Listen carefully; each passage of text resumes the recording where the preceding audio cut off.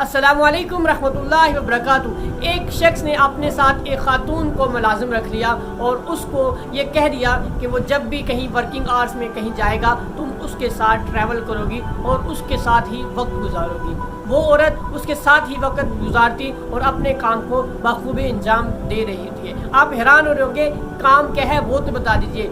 काम मैं आपको बताता हूँ। काम ये था कि जब भी उस कंपनी का सीईओ अब फेसबुक इस्तेमाल करेगा या सोशल मीडिया पे टाइम वेस्ट करेगा तो वो औरत उस सीईओ के मुंह पे चमाट मारेगी, तो ज़ोरदार एक जो है थप्पड़ रसीद करेगी। वो शख्स कोई और नहीं बल्कि एक इंडियन सिटीज़न अमेरिका के अंदर जो इस टाइम मुकीम है वो मुनिश सेठी थे, जो एक वेरिएबल डिवाइस पावर लूप के सीईओ हैं, जो बहुत बड़ा मुकाम ऑलरेडी अचीव कर चुके हैं। लेकिन उनको भी इस चीज़ का एहसास है कि वो डिस्ट्रैक्शन में अगर लगे रहे, अपने माइंड को डाइवर्ट करते रहे तो वो अपने और बहुत सारे मकासद को फेल हो जाएंगे, उसमें कामयाबी हासिल नहीं कर सकेंगे।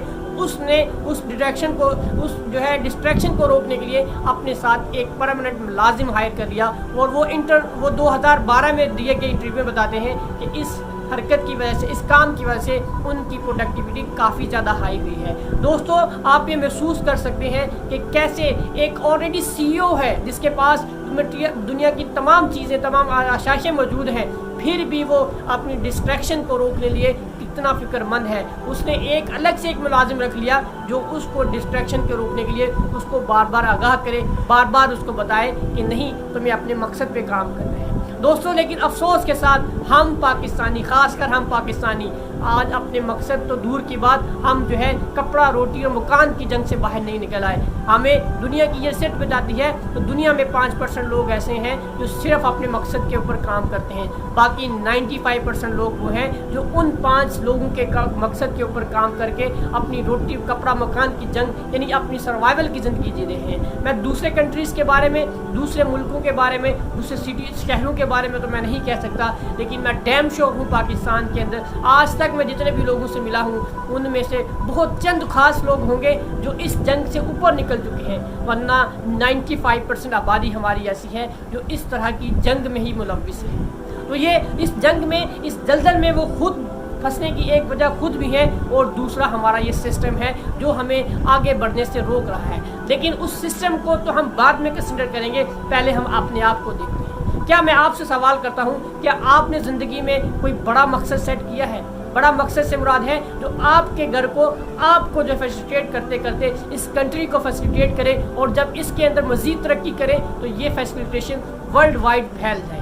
यकीनन आपका जवाब होगा कि ऐसा कोई काम मैं नहीं करता, क्योंकि पाकिस्तान के अंदर 95% आबादी वो है जो सताए गुर्बत की जो सतह होती है उससे भी नीचे की ज़िंदगी जी रही है।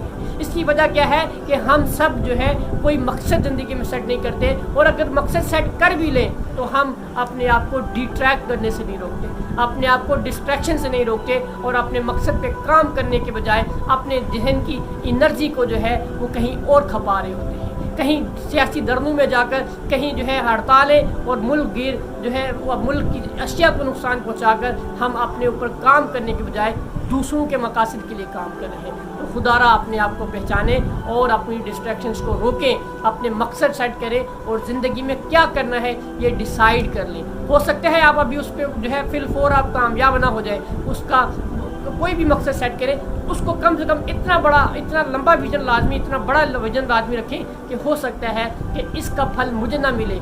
ऐसे दरख्त ज़िंदगी में लाजमी उगाएं कि जिसके फल आपको ना मिले लेकिन आपकी आने वाली नस्लों के भी नस्लें उसके जो है फल से मुफीद हों। लेकिन हम तो आज रोटी कपड़ा मकान की जंग में लगे हुए हैं। खुदारा इससे बाहर आ जाइए, इससे ऊपर होकर सोचिए, और जब आप अपनी थिंकिंग बड़ी करते हैं, बड़ा सोचते हैं तो कुदरत भी आपको बड़ा नवाजती है। अगर आप इन्हीं छोटे छोटे झंझटों में पड़े रहे तो आप ज़िंदगी में बहुत बड़े कोई माइलस्टोन अचीव नहीं कर पाएंगे।